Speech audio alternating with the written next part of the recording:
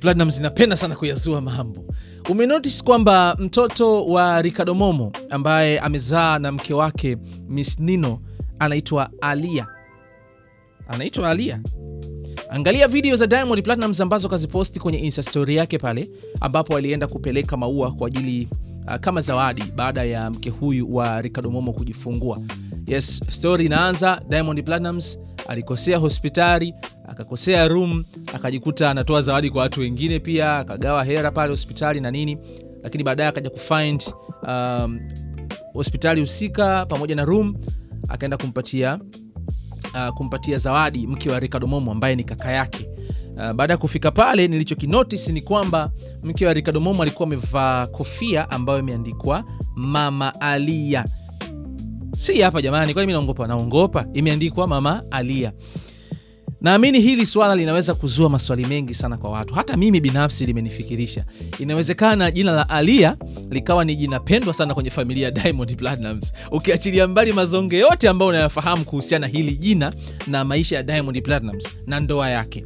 Mengi ambayo yamekuwa kisemekana kati ya Diamond Platnumz na mfanyakazi wake, kwamba walikuwa kwenye mahusiano, wengine wanasema wapo kwenye mahusiano mpaka leo hawajaachana. Let me call my brother Ricardo Momo, pengine aweze kutunyoshea kuhusiana na issue hii nzima ya jina la mtoto wake kufanana na jina la mtu ambaye anatajwa kwamba yupo kwenye mahusiano na Diamond Platnumz. Najua unafahamu hilo jina la Alia. Yes, my brother Ricardo Momo. Tambia ndugu yangu, Riki Pedia. Uko poa ndugu yangu? Bwana mshukuru Mwenyezi Mungu alhamdulillah. Hongera sana, new dad in town. Bwana sasa ya nini usimtoto ngapi hiyo? Sema Ricardo, una kifua sana mwanangu. Mambo mengi yamesemwa lakini ukawa kimya, kumbe unajua nini ambacho kinaendelea behind, ukutaka kujibu wala nini. Hapa ndipo nadhihirisha kwamba busara ya Ricardo iko juu sana. Unajua kwenye maisha natakiwa, wenyewe nasema maana alima makanao fakad naja. Mwenye kujua nafasi yake amefuzu. Natakiwa ujue ni nani. Okay. So kishakuwa mimi nishajijua mimi na nafasi katika jamii. Inaweza kusiwe kubwa, hiyo ndogo alhamdulillah. Kwa hiyo nafasi hiyo lazima ujue unatakiwa uishi nayo vipi. Okay. Ukishakuwa una nafasi katika jamii, sio kila ambalo unazungumza unapaswa kujibu. Unaambiwa mbwa mkali uyasebweka sana. Okay. Kwa hiyo mambo unatakiwa uende nayo kwa hekima, kwa sababu unaangalia kitu gani ambacho kinachozungumzwa kuhusu wewe. Okay. Na kuna vitu ambavyo vya ndani na kuna vitu ambavyo vya nje. Okay. Ndio. Mfano labda unasemwa mambo ambayo ya public, basi una haki ya kuyazungumzia ili kuyaweka sawa. Okay. Lakini mambo ya ndani hata kama ni ya kweli ama ya uongo, yanapaswa yamaliwe ndani, sio yazungumziwe nje. Okay. Lakini sasa Ricardo, wana familia wa Ricky Media akaniambia, bwana Ricky, kuna kitu hatujakielewa, ni kwamba hii ni familia imependa au imekuaje? Tumeona shemeji yetu pale Diamond alipenda kumuona kwenye video ambazo ameziposti Diamond Platnumz. Shemeji yetu kuna kilemba fulani kakivaa pale. Umeelewa? Alichokivaa kichwani kimeandikwa Mama Alia. Nikasema ndo jina lake, jina la mtoto. Ile Mama Alia. Asi jina na kwa jina hilo gani? Jina la mtoto? Jina la mtoto. Watu kasema bwana, inaonekana familia jina hili ni jina penda sana. Alitoa hiyo jina au Diamond kalitoa? Ile jina toka jina tu. Unajua mimi nilivyo tabia yangu na kitu kimoja. Mimi ni baba ambaye ninakuwa natoa nafasi. Yaani sipendi kutumia nguvu kwenye familia yangu. Moja ya ahadi yangu, ninapopata mtoto wa kiume basi mimi mwenyewe ndo nampa jina. Okay. Baba wa kike. Kwa hiyo tutakata discuss tunachokipenda mwenzangu, basi tutafanya. Okay. Ni jina ambalo kitambo ni mimi mara nyingi watoto wangu kabla mimi nilikuwa na plan za majina kabla sijapata watoto. Okay. Yaani sijakuwa na shamba la kupanda mazao. Nimesha plan watoto wangu waitwe nani. Okay. Kwa hiyo naposikia tu mwenzangu anakuwa na kitu fulani, na bwana hiyo kama wa kiume jina lake fulani, kama wa kike jina lake fulani, sababu ni majina ambayo nipo nao toka zamani. Sasa kwa bahati nzuri tunavyoishi katika ulimwengu, unaweza uje kuona unawaza kitu ambacho na mwingine anakiwaza. Mfano kwenye comment hivyo unaweza kuona clip hivi ikakufurahisha, afu ukawaza jambo kichwani, ukiingia kwenye comment unakuta kuna mtu kawaza kama alivyowaza wewe. Okay, ni kweli. Ndio maisha yako namna hiyo. Sasa watu wasiweke doti ya vitu kwa sababu maisha ni yanafanana, fikra zinafanana, mzuri mawazo yanafanana.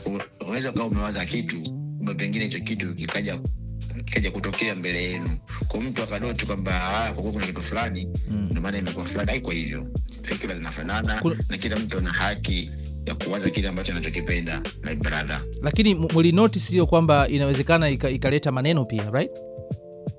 Mimi siishi kwa ajili ya watu, mimi naishi kwa ninavyotaka mimi. Okay. Kila mtu ana nafasi yake. Sote hapa tumezaliwa kwenye tumbo. Unaweza kuzaliwa mtu kuzaliwa na tumbo moja, kila mmoja kapa moja tumboni. Kila mtu anakaa kwa wakati wake.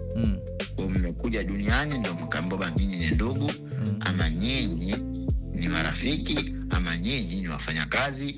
Kwa maana yake dunia ndio imewakutanisha. Mshaba mzuri Okay. Sasa ukiishi kwa ajili ya watu umefeli. Kwamba watu wataonaje, jamii itaonaje, hiyo umefeli. Mimi naishi kwa ninachokipenda mimi. Sio mzuri ndio nakwambia mimi fikra ambazo nilikuwa nazo kabla sijapata shamba la kupanda. Nilikuwa na fikra ya hayo majina. Ndio hata ukiangalia mimi wanangu majina yao unaona kabisa kama ni majina ambayo kweli haya ya fikra. Mfano hai tu, kuna mtoto wangu anaitwa Sudais. Hilo jina unaweza kulifikiria hilo jina? Hapana. Mimi ndio majina yangu kwa namna hiyo. Kwa hiyo nina mipango ninayo ambayo na majina yangu nayapanga mwenyewe kutokana na kile kinachonivutia, ninachokiona kwenye macho yangu. Okay, sawa. Ricardo, swali langu lingine nje ya issue ya mtoto. Sasa hivi naona mnafanya kazi as a family, yani nikimaanisha majukumu, naona majukumu mengi ya Diamond uko pale mbele, naona Romy Jones yuko pale mbele, namuona Idi Santos yuko pale mbele. Ni familia ambao tunaiona zaidi sasa hivi mbele kwenye biashara ya Diamond Platnumz. Nataka nifahamu tu urahisi uko vipi kufanya kazi kama ndugu hivyo, lakini pia changamoto inakuwa iko wapi, labda pengine kwenye kuwajibishana pale mtu anapokosea au nini, uko vipi, na ukizingatia brand ambayo mnaisimamia ni brand kubwa ambayo tayari inafahamika duniani. Uzuri unajua kufanya kazi na Diamond cha kwanza anawapa kipaumbele. Yaani uzuri wa Diamond kipaumbele ambacho anawafanya nyie mwe proud na kile mnachokifanya kwa juu yake. Okay. Yaani sio selfish. Platinum ana asilimia kubwa sana ya vitu vingi wanaviwaza yeye. Lakini huwa hadharau moja yako unempa. Hata kama yeye amewaza 99 ama 95. Pia wanaiheshimu ile 6, ile moja unayemuongezea ikawa 6, mwingine akitoa moja ikawa 7, mwingine akitoa moja ikawa 8, mwingine akitoa moja ikawa 9, mwingine akitoa moja ikawa 100. Anaheshimu zile 5 mzimuongezea. Japo kuweka waza kwa 95 fikra zake. Sasa ile heshima, na anapokuja kwenye public yeye haoneshi kwamba ni mimi. Yeye anaonyesha kwamba ni sisi. Okay. Kama Platnumz ni ngumu sana kumgundua madhaifu yake kwenye public, yani kugundua kama Platinum amekosekana nani kwenye timu yake. Ni ngumu kwa sababu yeye toka mwanzo alikuwa afanye kama yeye au afanye kama baadhi ya watu, anafanya kujumuisha kila aliyekuepo kwenye timu kumpa nguvu. Leo hii ukimsikia mtu kama Beka Mipango unaweza ukafikiri kama ni mtu ambaye alikuwa na Platinum miaka 10 nyuma. Yeah, sure. Ukimsikia mtu kama Fumbwe unaweza ukahisi kama ni mtu ambaye alikuwa na Platinum kutoka anaanza muziki. Sure. Ukimsikia mtu kama Idi Santos, Ricardo Momo, Romy Jones, unaweza kufika kama mtu ambao toka anaanza muziki alikuwa nao wote hao, sio? Yeah. Haikuwa hivyo. Ila ni njia alitengeneza toka anaanza kuonesha kwamba yeye ana timu imara. Kwa maana yake kile unayemuona yupo kwa Platinum, unamuona ana mchango mkubwa kwa Platinum kwa jinsi yeye msanii alivyotengeneza. Yaani Platinum hajatengeneza timu ya kuonekana anazungukwa na machawa. Okay. Platinum katengeneza timu ya kuonekana kwamba ni watu wazito. Ndio maana leo hii ukimwona Momo na mzungumzia Platinum unalipokea neno kwa uzito. Ulichukuli kama ni chawa tu. Okay. Kwa jinsi msanii mwenyewe alivyotengeneza. Ndio maana wewe angata Platinum akihojiwa kila kitu atakwambia my team, team yangu. Tumekaa na timu yangu, tukawaza na timu yangu. Aseme nimewaza wala niliwaza. Aseme yangu. Hiyo ndio sifa hata Mwenyezi Mungu alitufundisha kwenye Qur'ani zake. Mungu alikuwa anapozungumzia nasikia wama khalaqtu jinna wal insa illa liya'budun. Tumeumba majini na binadamu. Yaani unauza anaweka wingi, aweki umoja, sio nimeumba. Sio nimeumba tu, umeumba. Pale maana yake nini? Maana yake kwamba anatufundisha na Adamu tushikamane kwa umoja.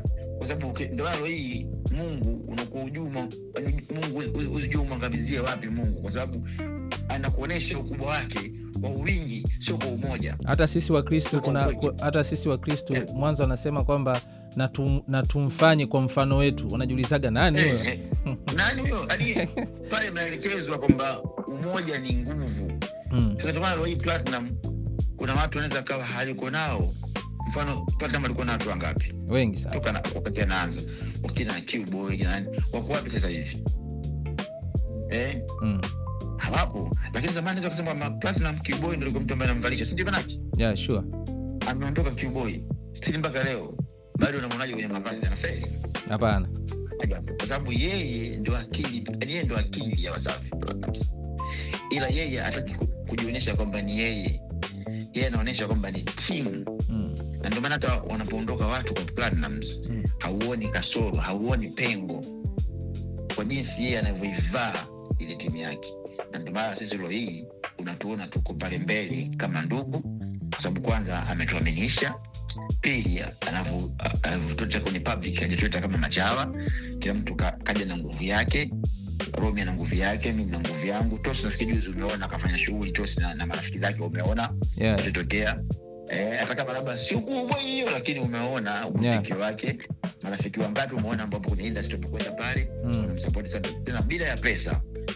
Ndio mzuri. Lakini yote inasababisha nini? Yule ambaye mnampigania anawaheshimu na yuko proud na nyinyi na anaheshimu kile ambacho mnachokifanya. Mimi hata ni milo hii na uwezo wa kumzungumzia Platinum sasa hivi, hata kama hakuniruhusu nikamzungumzia Platinum na akawa yuko radhi tumaridhia kwamba hicho alichoongea Momo yuko sahihi na jai kukipinga. Sawa, nimekuelewa vizuri. Sasa kingine cha mwisho, mwaka huu Diamond ameshachia ngoma 3 kama sikosei, right? Nataka nifahamu, tukiangalia hizi ngoma Diamond anaiangalia zaidi local, international, somehow target as management kwa mwaka huu zaidi ni movement za kimataifa, au Diamond ameamua kwamba mwaka huu kama ambapo anafanyaga kwamba kuna kipindi ana invest muda wake kufanya project za kimataifa, pia kuna kipindi ana invest kwamba anafanya project za nyumbani. Ndio maana sasa hivi tunamwona anafanya tour yake labda Tanzania kwa ujumla. Target iko wapi kwa mwaka huu? Cha kwanza muziki unataka target yani iko wapi? Muziki unataka target iko wapi cha kwanza? Ile muziki una kitu inaitwa base. Sio mzuri Unajua ili pia wasanii wa nje wakuheshimu.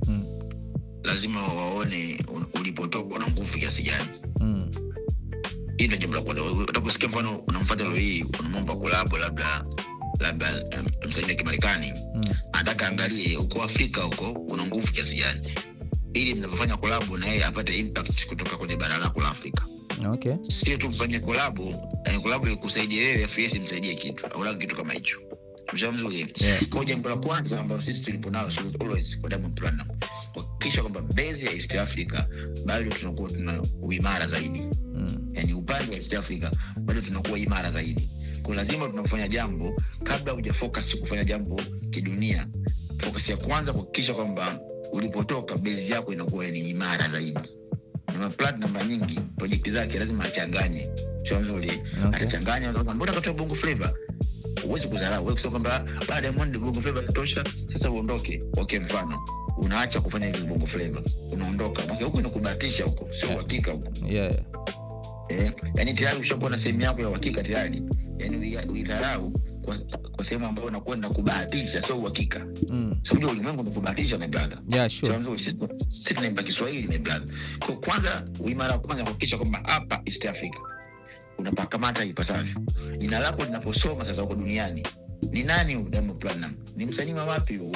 Anatoka East Africa. Wakiingia sasa kukusoma East Africa, nguvu yako unayoiona kwamba ni ana label, ana media, ana hiki na wao, wonderful. Mtu anavutiwa naye, anavutiwa na wewe kufanya kazi na yeye kutokana na ukubwa wa pale ambapo ulipotoka. Umefahamu vizuri? Yeah. Wapo wasanii wengi ambao leo hii wamepotea barani Afrika kwa sababu ya kukosa base.